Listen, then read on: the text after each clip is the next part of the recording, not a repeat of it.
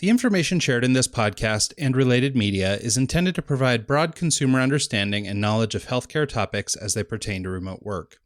All content herein is for informational and educational purposes only and should not be considered medical advice. Further, this information should not be used in place of a visit, call, consultation, or advice of your physician or other healthcare provider. The owners of this content do not recommend the self-management of health problems. Should you have any healthcare-related questions, please call or see your physician or other healthcare provider promptly. You should never disregard medical advice or delay in seeking it because of something you have seen or heard on this podcast or read in related media. If you think you may have a medical emergency, call your doctor, seek professional help, or call 911 immediately.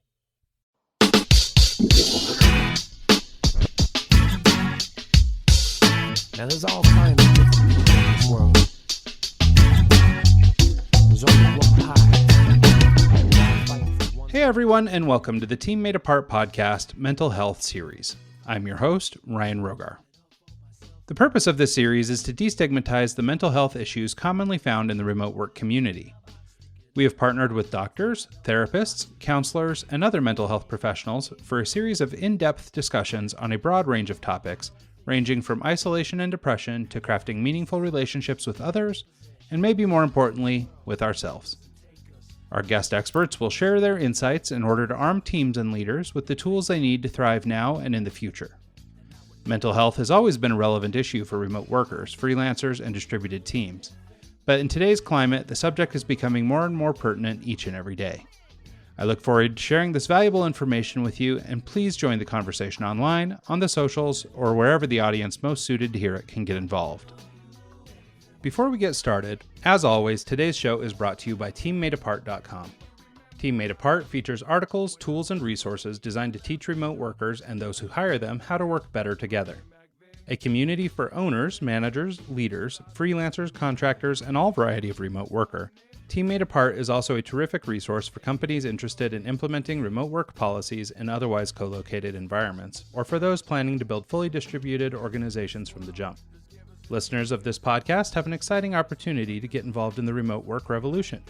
In light of current events related to the coronavirus pandemic and a sudden worldwide shift to remote work, we're offering a free remote work best practices guide for leaders who find themselves struggling to create a remote work policy in a pinch. Now, and for the duration of the crisis, visit teammadeapart.com/crisis to not only download your free Team Made Apart Remote Policy Primer, how to write remote work policies that don't suck, but to find other tools and resources to help you weather the storm. Great working relationships make for great remote work experiences, and with this free guide, you'll be better equipped to do your part in creating and maintaining a happy and sustainable remote life. Once again, to take advantage of this collection of useful resources, please visit teammadeapart.com/crisis, that is teammadeapart.com/crisis, to download your free Best Practices Guide. This week's special guest is Kamini Wood. Kamini is a mother of 5, an international best-selling author, and a certified life coach for teens and adults. Board certified through the American Association of Drugless Practitioners, Kamini is also the founder and CEO of Live Joy Your Way and the AuthenticMe RiseUp program, where she works with high achievers on letting go of stress, overwhelm, and anxiety that comes with trying to do everything and trying to do it all perfectly. She guides them on their journey back towards inner confidence, reduced stress, and into empowerment so that they can be re-energized and become who they are meant to be, both personally and professionally. Here to discuss codependency and toxic relationships as they pertain to remote work, healthy ways of dealing with stress and anxiety in uncertain times, and so much more. Join me in welcoming our guest, Kamini Wood. Hey, Kamini, welcome to the show. How are you? Hey, Ryan. I'm well. How are you? I'm doing so well. Thank you so much for taking the time to do this. This is a really interesting set of circumstances that sort of set me in motion on putting together a podcast with mental health professionals. And I'm so grateful for the, kind of outcry of support, people's willingness to come on board and do it. So thank you so much for taking the time. Absolutely. Well, cool. So before we get into really any of the subject matter I'd like to cover today, let's just kind of talk a little bit about who you are, what your background is, and why we're talking. Sure. So I am a certified life coach. I work with individuals on healing the relationship with themselves and helping them to stop outsourcing their self-worth so that they can have healthier relationships with others and define success and happiness for themselves. And the why I do this is because of my own personal journey. So I am the daughter of two immigrant parents. They came to the United States when they were teenagers, and I grew up in a small town in Connecticut. Growing up as a first-generation American with parents who worked all the time, and growing up with a name like Kamini was an interesting, it set me up for an interesting dynamic. So I remember being in school, for instance, and being terrified that a substitute teacher had come into the classroom because I knew that they were going to go through the roll call and my name was going to get butchered. And that would just sort of shine a light on how different I was, and the snickers and sneers would start. That actually created this false identity for myself, right? Where I felt like I needed to somehow prove my worth. I needed to fit in. And so I carried that through into adulthood, where I wanted to please others. I was worried about their happiness, whether they were happy with me. Also, like I mentioned, being a daughter of two immigrant parents who worked very hard to make ends meet and to make it, so to speak, in this world, I did not want to be a burden to them. So another false identity was if I set boundaries or created any type of conflict, I was a burden to somebody else. So I went through and went through my adulthood, got married, was running my husband's law practice. I also became a mother, and I'm actually a mother times 5, but it was my middle daughter who started exhibiting people-pleasing behaviors and behaviors where she was overly concerned with making other people happy. And that was my catalyst moment, where I realized that she was exhibiting behaviors based on how I was showing up. And if I didn't go through the process of transforming and changing that, that was just going to keep repeating for generations. So I did go through that transformation. I worked with my own coach. I went through all of the belief patterns that were the old ones that were no longer serving me. I was able to uncover how to make certain shifts and realized that along that way and along that journey that I was meant to help others do the same thing. And so I went through the whole certification process. I have specialty certifications in different areas, such as relationships, so that I can truly, from a heart-centered place, serve people on their own journey and self-transformation. Oh, that's great. Well, thank you so much for sharing your story. I think it's really important, and it's been interesting as I've been meeting a number of different healthcare professionals, through the course of this podcast and through other conversations, how many of them have experienced something first that sort of drove them into this. And I think it's, probably not a coincidence that, going through this journey and then understanding that we can come out of it, that we're sort of left with this feeling that now we want to help. Like, we found the way, so follow us, join us, And I think that's a really beautiful thing. That's a great thing for people. So, and really cool that you were able to actually see it in your own children, and that sort of nudged you into this. I think that's just great. I just want to say on that one point, I do think that people end up teaching and leading others when they've experienced it themselves. And I think that that's when it comes from a very genuine place. So I always say that it wasn't just my life's journeys. Yes, it's my training, but it's the combination of all the things that allow me to uniquely help people move forward. Yeah, I think it's interesting too, and sort of, you didn't say the word necessarily, but what you're describing is this idea of intention. And we spend a lot of time actually on this show and on our other shows talking about intention and making sure that we're doing things for the right reason. And, it's funny because as you talk to coaches and you look at anybody who seems to be doing pretty well in business, there's this transition that's happened in business over the last few years, maybe last 20 years, where we've gone from being really, matter of fact, bean counters, checking every dollar and all that stuff, to this more philanthropic version of us, where now there are so many people helping for the sake of helping, just because it feels good to help people. And I think that's really great. But what I like about what you're talking about is being intentional about your decisions. And I wonder if you couldn't maybe talk a little bit about sort of intention setting as it pertains to solving some problems. For a remote worker, one of the biggest problems, it's maybe number 1 or 2, is isolation and, the side effects of being isolated, some depression, some, other sorts of physical and mental problems that a lot of remote workers start to experience. And I think that some of that, maybe not all of it, but some of it could be sort of mitigated by proper intention setting and making sure that you're doing remote work for the right reason, but also, taking care of yourself, all these other aspects of life, could be maybe better managed if you were being a little bit more intentional. So I wonder if you could talk about that a little bit. Yes, I love that you brought that up, because even in my work, I always talk about, really being aware that a change needs to happen. And when you're aware, it's almost as if, awareness is that doorway to change. And then it's up to you to decide whether to walk through that doorway or not. And that truly comes back to intention.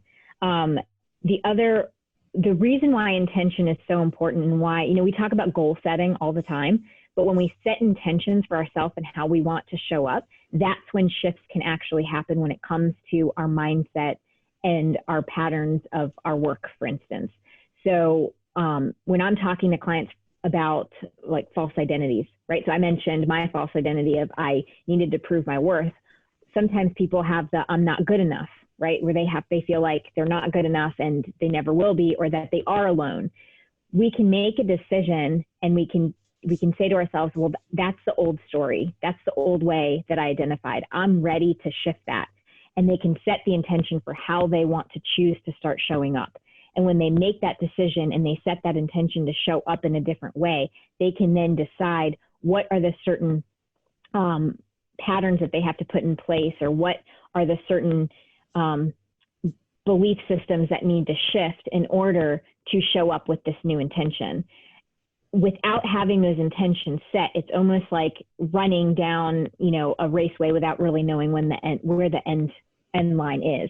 It's a way to set us up so that we have a pathway to where we're going. Otherwise, it's just we're meandering along. Yeah, and unfortunately, I think there are a lot of people kind of stuck in that meandering loop. One brief story or sort of experience I have with this is, I guess it's been about 8 years ago now, we moved down to Utah, and I had the opportunity to take a job. I had been running my own ad agency, my own marketing firm, but, really small, one-man operation. And I had the opportunity, I was invited by another ad agency, much bigger agency, to come in and work as an art director for them. And one of the things that I had really set out to do, because I sort of have always coined myself or thought of myself as sort of being introverted and as being kind of shy and timid and meek. And, and I feel like I get a little bit of that from, relationships in my life and stuff like that sort of fed that, I believe. And so when I had this opportunity to come down to Utah initially, I made the conscious choice that, I'm going to go here and I'm going to do my best to shine. I'm going to come out and I'm going to have a voice and I'm going to say things. I'm going to get involved. And these were all foreign ideas for me. When you're a solopreneur and you're working for yourself, it's really easy to make choices because you only have one person to talk to.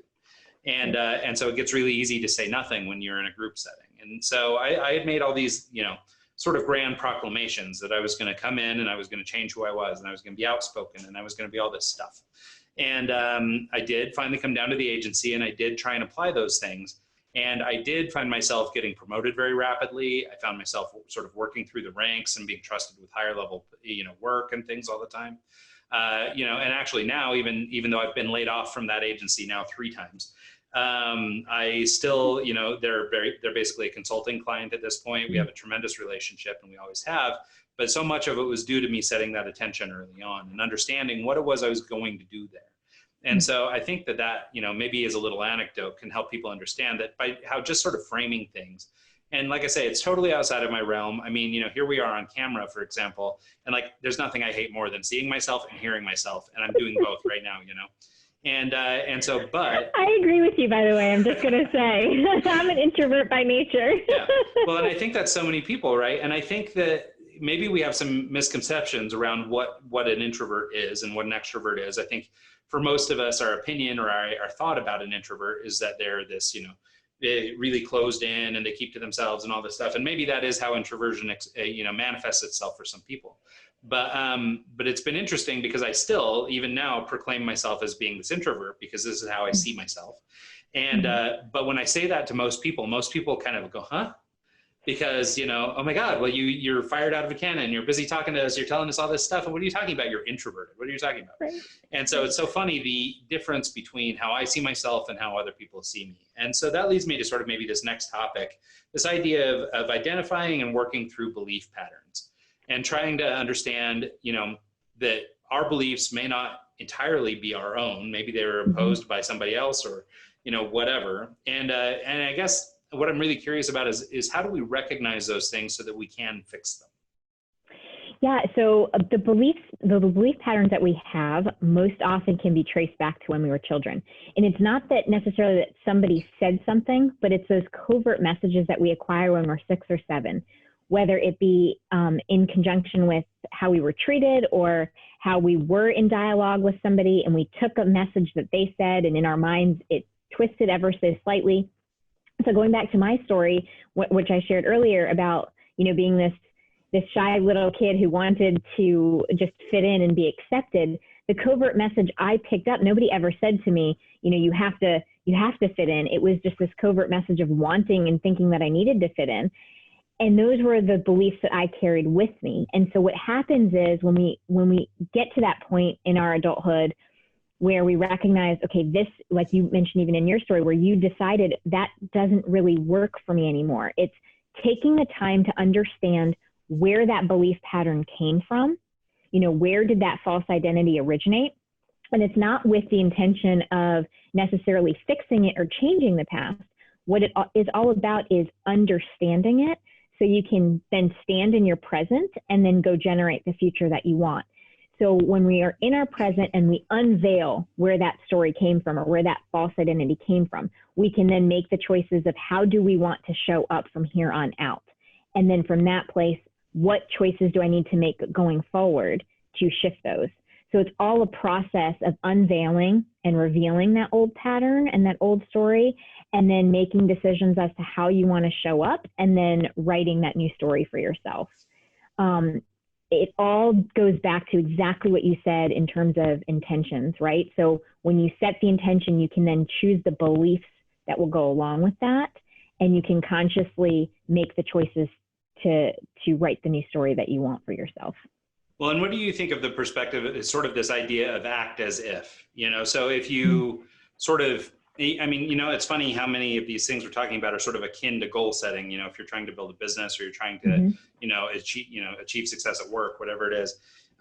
What do you think of that? I hate it because this sounds horrible, but that kind of fake it till you make it sort of approach where you're sort of modeling the behavior of somebody else as a way to try and change the way that you see yourself. It seems like we get sort of set, into, behavior patterns based on the belief patterns and, maybe further back, but, based on this intention we're talking about. So these things sort of seem to build on one another. But how do we, what are your thoughts on a, sort of, again, I hate fake it till you make it, but sort of this idea of modeling somebody or having somebody lead by example for you? Yeah, I've never actually put it in that act as if mentality, just because when we approach it with the I'm making the decision that I want to shift how I'm showing up, I'm making the choices of how I want to show up. But in some sense, it is related to that act as if, where you are going to act as if you are this new person, you're showing up with this new identity until it becomes the new pattern, because it's all about neural pathways, right? So our old identity and the old way of showing up were the neural pathways that we had. They're the go-to. So I equate it to as though it's a paved highway, right? So the paved highway is super easy to go down. It's smooth sailing. You know how to get from point A to point B on that highway. That's the old pattern of showing up. And what we're doing here is we're saying, well, we want to shift how we're showing up. We want to shift those patterns of either our beliefs and or how we're doing our daily work.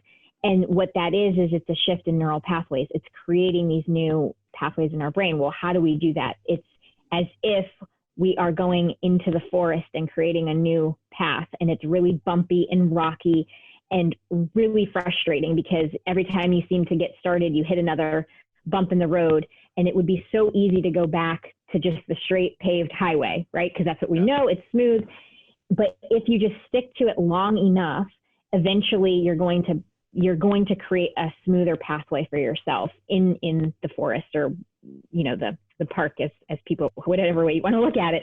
And it becomes smoother each time you go down that pathway. And that's basically what we're saying here is it's the decision that I'm ready to shift from the highway into this new, unclaimed pathway down into the forest, and I'm ready to do the work, and I'm going to keep doing it and keep showing up until the pathway becomes smoother. And so, yes, to your point about the act as if, it's almost as if you have to say to yourself, well, I'm going to keep going down that path and keep saying, this is my new pattern, this is my new belief system, until it becomes second nature, until those new neural pathways are built. Yeah, I think that's a good explanation. And it's funny because like with the idea of act as if, it almost feels a little bit as a step away from the sort of total empowerment, right? Because the idea is that we're making these decisions and we're being intentional with what we want to do. But I do think for a lot of people, I don't think it makes sense to totally discount this idea of acting as if.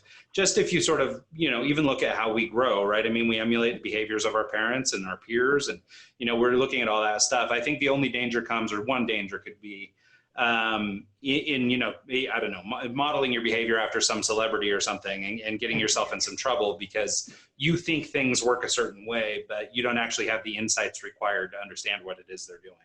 And so I think it makes sense to, act as if, but with care.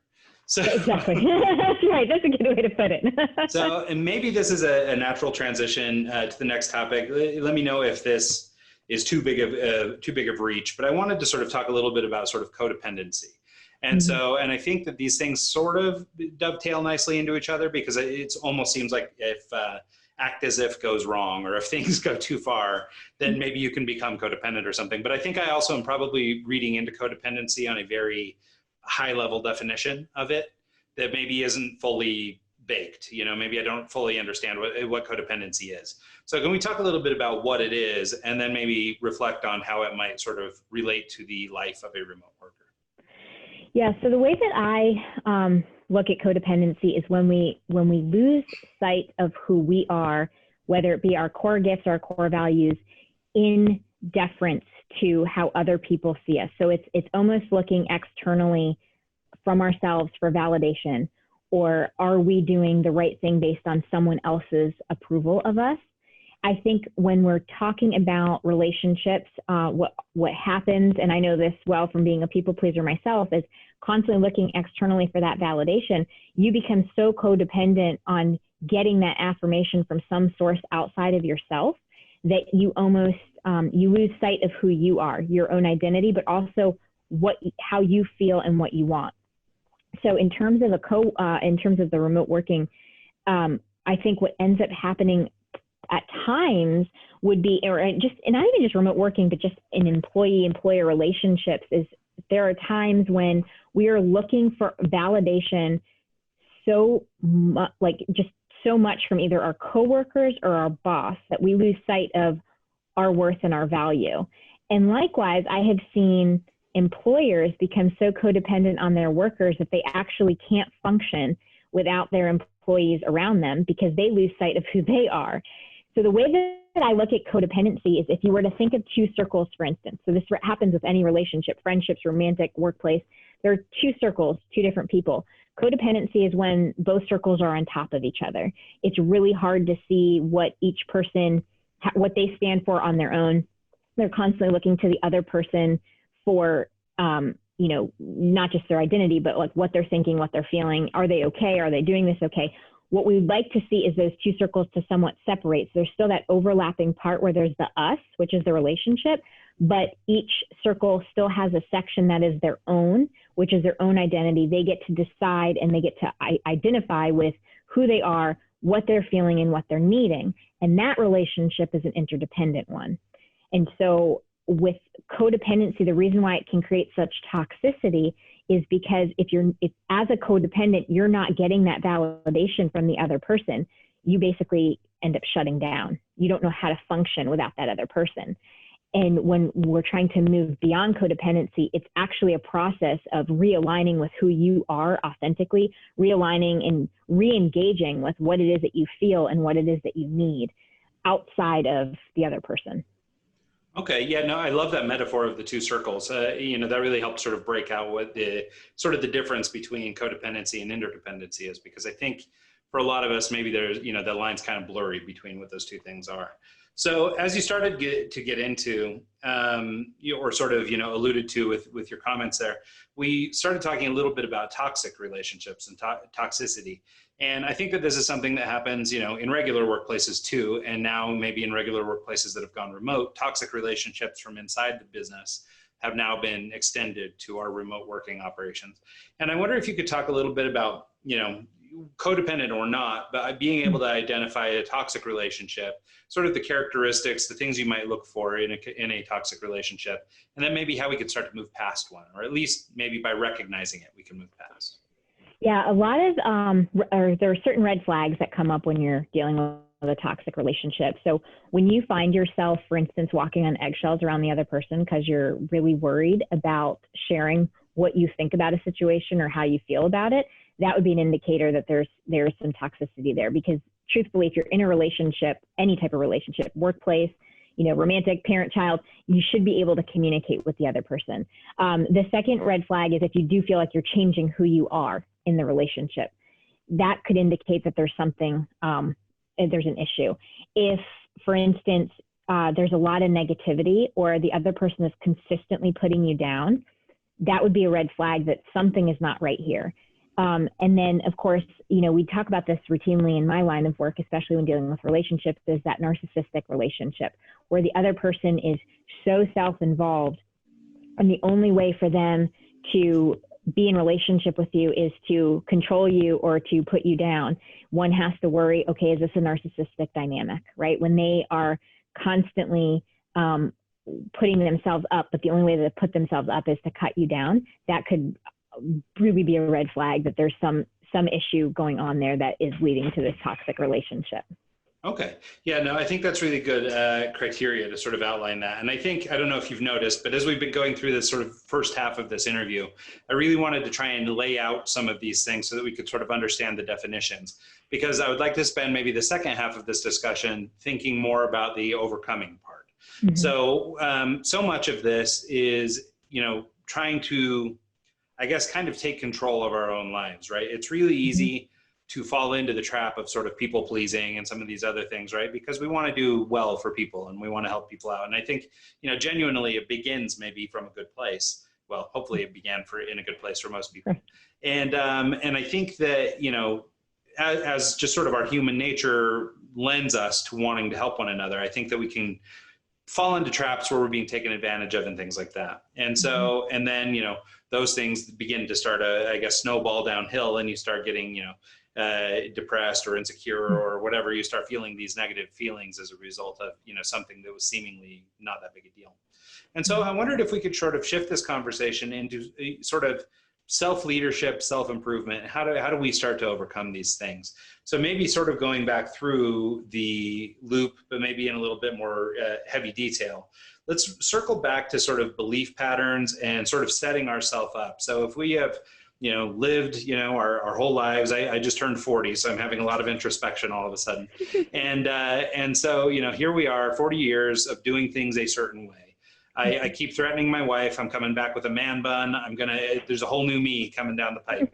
And so, but I don't know how do we get there? How do we actually start to, find the building blocks to start changing our lives? So a lot of this has to do with, when I refer to self-leadership, I refer to it in 3 pillars. One is your self-esteem. The second is self-confidence. And the third is self-compassion. Just in society in general, self-esteem and self-confidence are talked about routinely. So I really don't spend a whole lot of time focusing on that particular aspect of it, although they are vitally important, right? What we believe we're capable of is huge, which is our self-esteem and our ability to do that in our self-confidence. That third pillar, though, that self-compassion pillar, is huge when we are trying to move from a false identity into this new identity that we want to claim for ourselves. So what really is self-compassion? Self-compassion is basically 3 prongs. The first one is recognizing that we are spiritual beings having this human experience. What does that mean? That means that we are doing the best we can with the information that we have at any given time. So it challenges us to move beyond judgment mode into acceptance of self, where we recognize that if something doesn't go the way that we thought it should go, or it doesn't pan out perfectly right, that instead of heading into judgment mode and letting the inner critic get the best of us, where we tell ourselves how awful we are, or that we should have done something a different way, or we're stupid, what have you, it's actually practicing the acceptance of self, forgiveness of self, and also taking what we've learned from a situation, recognizing it was a lesson learned, recognizing that we can take this newfound information and we can apply it moving forward. Because in life, it's letting go of this idea of perfect and perfection and recognizing that life is just this evolution of self-growth, and that each step that we're taking along the way is just part of our journey through life, because life isn't happening to us, it's happening through us. And so if we can recognize that every single experience we have is teaching us something, and take that information and pay it forward, move it forward with us, that is the first essence of self-compassion. It's recognizing that we are here, we're doing the best we can, and we're going to show up tomorrow. The second part of it is this difference between isolation and common humanity. What that really means is that we're not here alone. There are other people who have had similar experiences. And while they cannot necessarily experience something exactly as we have, because our own thoughts create our own reality, right? So it's not that somebody will have the exact same experience as us, but they will have similar ones. It's recognizing that people have had similar experiences, have lived through that, and that we're not alone in what we're going through, and we can ask for help. It's learning that there's bravery in vulnerability, going out there and saying, I could use some support with this, recognizing that it's okay to ask for that help. And that's the second prong of self-compassion.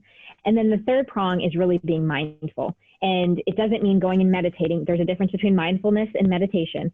Mindfulness is just getting present. There are so often when we're going through life and we are, checking the boxes of all the things that we're doing, we're either living in the past or we're living in the future. Mindfulness is the practice of actually just being present in the moment. So it's taking the time to, yes, breathe deep in and out, but then it's also the way that I challenge most of the people I work with is to just hone in on what your five senses are doing in a specific moment. What am I hearing in this moment? What do I see in this moment? What are the smells around me? What's the taste in my mouth?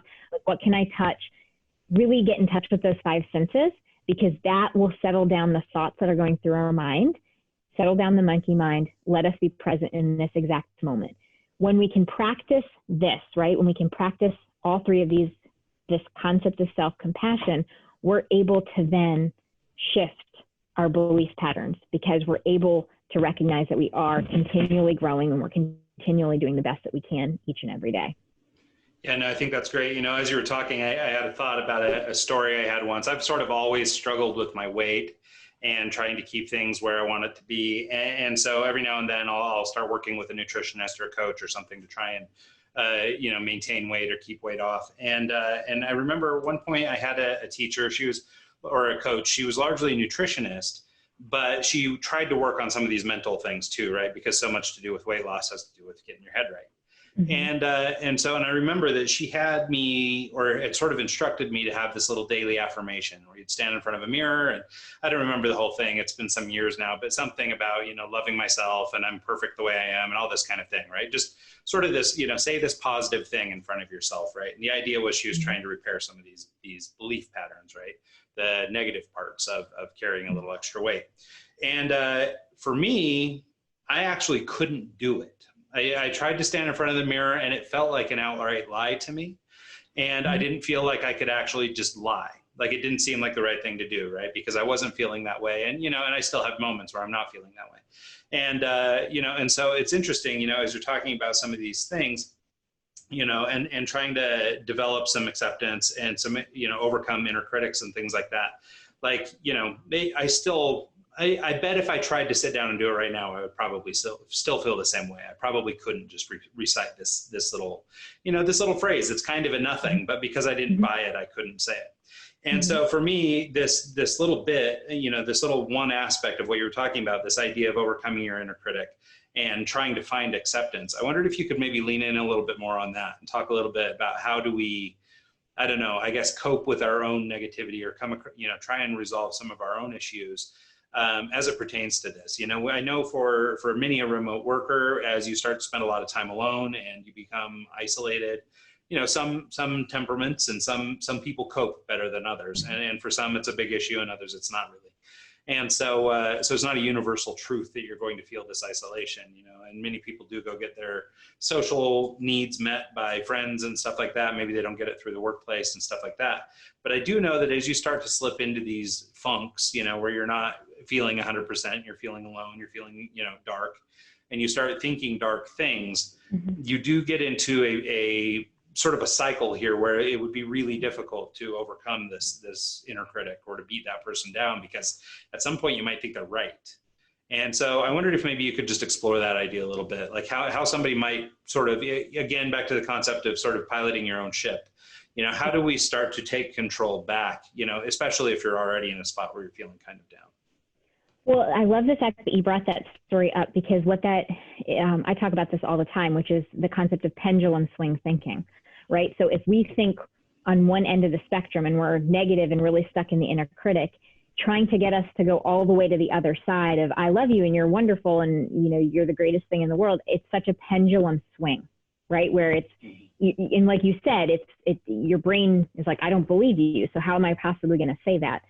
So what I always talk about is slowing down enough to recognize there's the inner critic, right? Catching the when we're actually talking to ourselves, when we get in judging, like as soon as we hear in our own mind, I should have, right? Or I should have, or I ought to have, those are those are keywords to keep an eye out for. When that happens, it's shifting the thought ever so slightly. So it's, for instance, with weight, it's, instead of being like, I am the most beautiful person in the world, it's, I would like to lose a few pounds. I'm not there yet. Really shifting it into a yet statement versus, I'm the worst person in the world because I'm not where I need to be.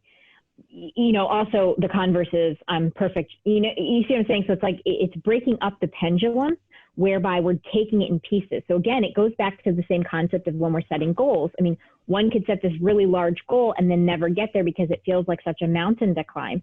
When we're dealing with our inner critic and we're so used to that negative thought process, it's learning to pattern interrupt in small bites so that we can recognize that we've been triggered, and instead of trying to, like I mentioned before, do this huge swing to the other end of the spectrum, it's shift it ever so slightly so that we can we get out of the pattern and practice of just being in the inner critic and allowing ourselves the space to say, oh, maybe there's a different way that I can look at this. And it's challenging ourselves to say, oh, that didn't go the way that I wanted it to go. And instead of just going into, you're such an idiot for doing it that way, it's, just asking yourself a powerful question like, what did I learn? Because as soon as we catch ourselves in that inner critic starting to judge, we could stop and simply say, okay, what did I learn in this situation? And that key question can shift, at least interrupt that inner critic from going forward.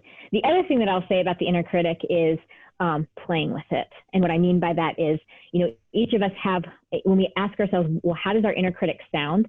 Most often our inner critic is extraordinarily harsh and extraordinarily mean.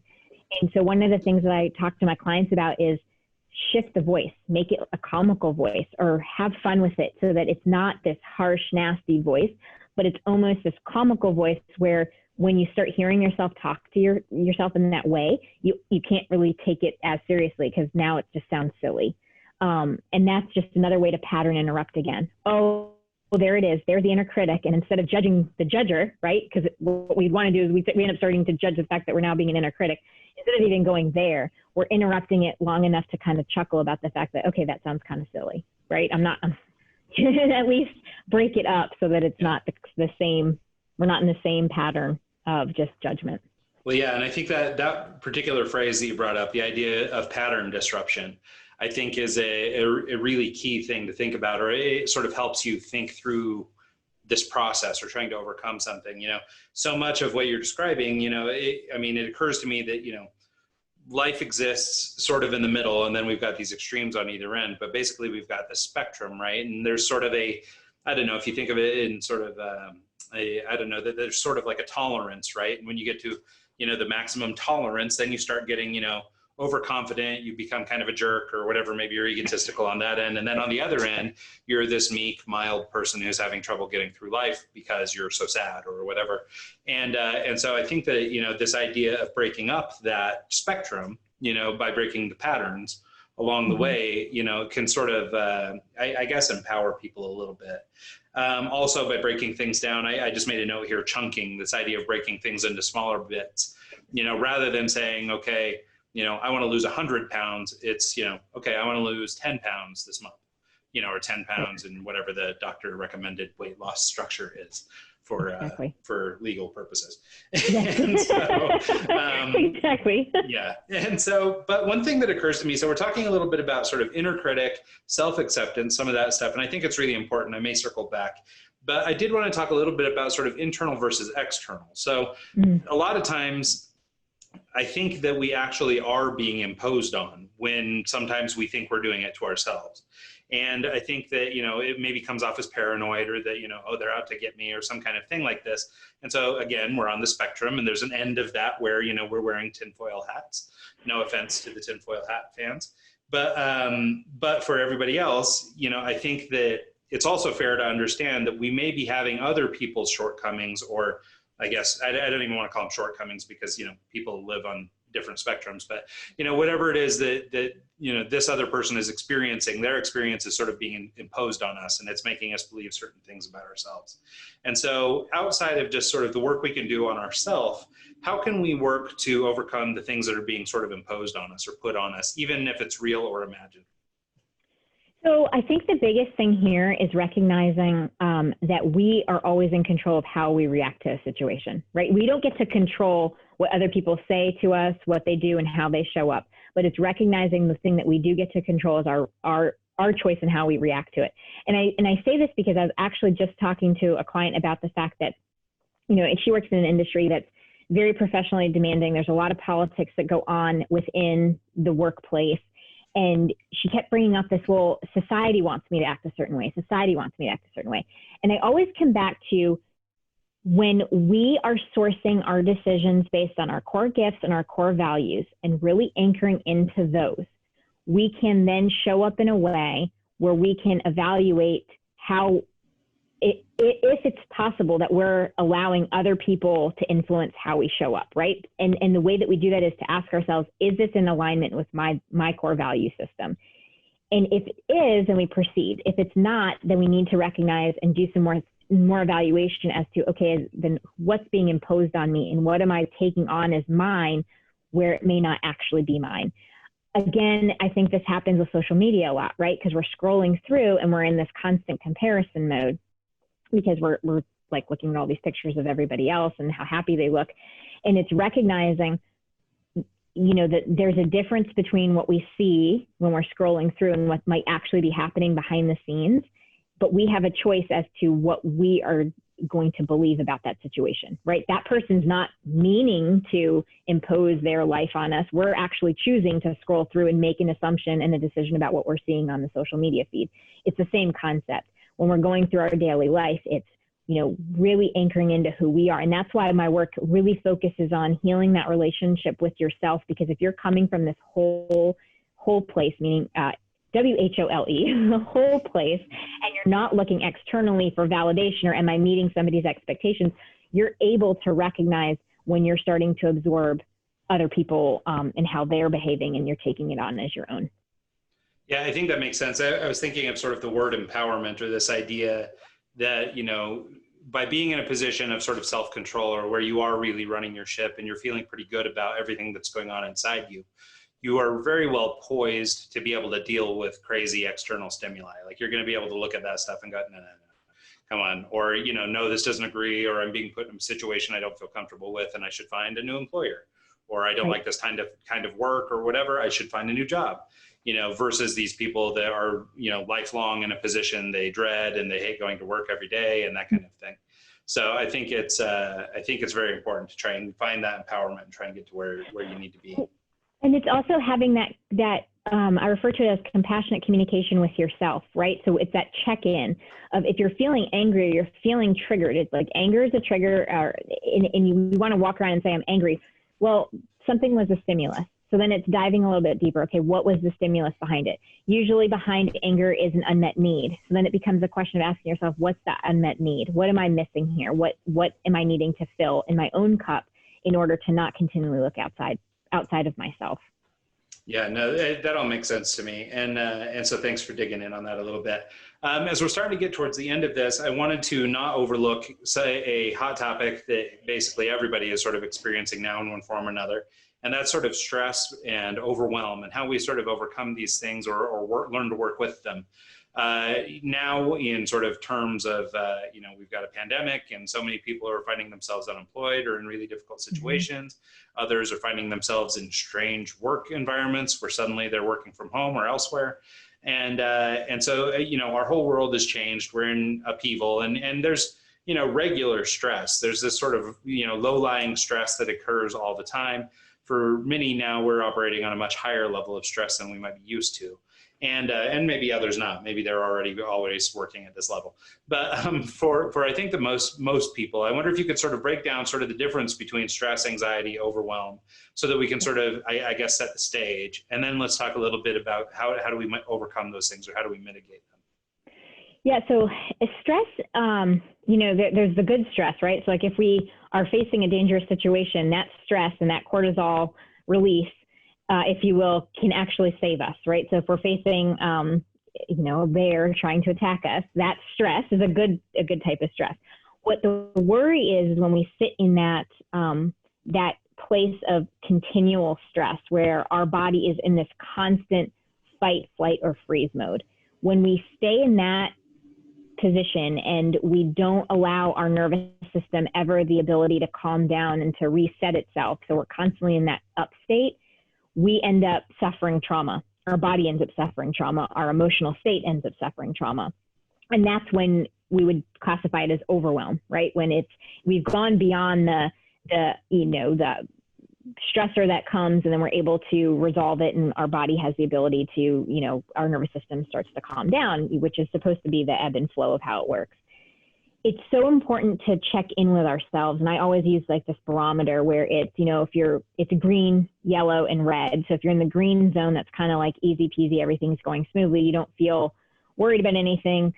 The yellow area is when you feel a little bit uncomfortable, but that's basically because you're stepping right outside of your growth zone, which is, in order to grow, sometimes we have to challenge ourselves and do things that we don't necessarily do on a daily basis. Again, that's kind of the okay area. It's when you get into that red zone where you're feeling constantly in this state of fight, flight, or freeze. It might show up physically as, sweaty palms or quick breathing or, in terms of like how our body carries stress. Sometimes it'll be a pain in our neck, a pain in our back, where we're physically starting to show the fact that we're in this state of overwhelm. And you bring up a really good point right now because of the whole COVID situation. So many of us have been thrown into this, as everybody likes to say it's these uncertain times, right? Where suddenly we really don't know when we're going to get to leave our house. Some states have us leaving now. Some other states are still in quarantine. It's dealing with things that we don't have control over. And that's truthfully, I think, where a lot of the anxiety comes from, because we'd like to be able to control all the things or at least know what's coming down the pipeline. The best way to deal with this is to figure out ways to build your resilience, because again, resilience is how we deal with adverse situations. Some of the methods that I've been talking to my clients about are, even as we were talking about with goals and intentions and breaking them down, it's what we would consider the storyboarding method of dealing with an adverse situation. And that's to look at a situation that is causing us stress or overwhelm and then break it down into, okay, well, what would I ideally want for this situation? How would I ideally want this to resolve itself? What is the most likely outcome of how this is going to resolve itself? Now, given that information, how would I react if it doesn't go the way that I want it to go, so that we have a plan B somewhat in place? If it goes the way that we want it to go, what are the steps that I have to take to resolve this situation that I'm in? And really break it down so that we can have an idea of what are the steps that I'm going to take in order to resolve this adverse situation. And then once we have that, it's deciding what is our next best step forward. Another way to build our resilience when we're dealing with this high stress times and whatnot, and we're feeling this overwhelm, is this concept of thinking flexibility, where we challenge ourselves to think of things in a different way. Is there another way that I could look at this situation? Is there a way that I could simply ask for help? Remembering that we're not going alone, we're not isolated. And while we may feel isolated, it's to, identify who are our strengthening support systems, who are the people that we trust with our vulnerabilities, recognizing that in advance, that when we do end up in this state of overwhelm, we have a go-to. We have people that we can rely on and we can ask for help, whether it be, our spouses, our friends, family, coaches, therapists, doctors, pastors, whatever. We need to have that sort of in the back of our minds of, when I'm feeling overwhelmed, these are the people that I can lean on and I can ask for help with. And those are just some of the ways that you can build your resiliency. And it's just really important to recognize that when you are feeling stressed out, to not ignore it. Because again, if you stay in that constant state of overwhelm, essentially you will end up suffering trauma. And it's, what we refer to as PTSD. So it's recognizing that and figuring out what steps you need to take in order to manage that situation. Yeah, that is super helpful. Thank you so much. One last thing before we get out of here, I'd like to try and give people, I think we've probably talked through a dozen actionable things that we could work towards, but I wonder if you could take, of the things we've talked about today, or maybe something totally different, what is one thing that you can think of as an employer that I could do to see impactful change in the way that we take care of the mental health of our distributed teams? And then on the other side of that coin, what can I as a remote worker do to make sure I'm taking care of my own mental health problems? Honestly, my answer for both is the same. It's communication. It's to be, especially with remote working, I think over communication is beneficial. And what I mean by that is really getting in touch with, as an employer, for instance, is having that open dialogue with your employees to ask them, what it is that they're feeling, what it is that they're needing, and give them the space to request of you as the employer what they need, right? So like it's allowing them to understand that they have the space and the freedom to communicate to you what it is that they need. And likewise, as an employee, coming from a compassionate place of communication where we're not attacking our employer, but we're simply being we get in touch with ourselves. I'm feeling a certain way, I'm needing a certain thing, and then finding a way to very respectfully request that of our employer. So having that open dialogue in both directions, I think, is vital in terms of maintaining healthy relationships and being able to not feel so isolated as a remote worker. Oh, that's perfect. It's like you were totally prepared for that. So thank you so much. That was terrific. So Kamini, in closing, where can people find you and learn more about the work you're doing? Maybe get in touch if they have their own questions or would like to go deeper on anything we've discussed. They can find me on my website, which is kaminiwood.com, KAMINIWOOD.com. And if people would like to just schedule a time to talk with me, I offer complimentary calls, and they can just hop on chatwithkamini.com and just book a time right there. Awesome. Well, that is perfect. And we'll make sure we share all the links and everything in the show notes. So in closing, thanks so much for doing this. I really appreciate your time. I think we did a lot of good today and covered a lot of really important stuff. So thanks so much again for your time and your information. Absolutely. Thanks so much. I enjoyed it. And thanks to everybody who tunes in this week and every week. And we'll see you guys next time.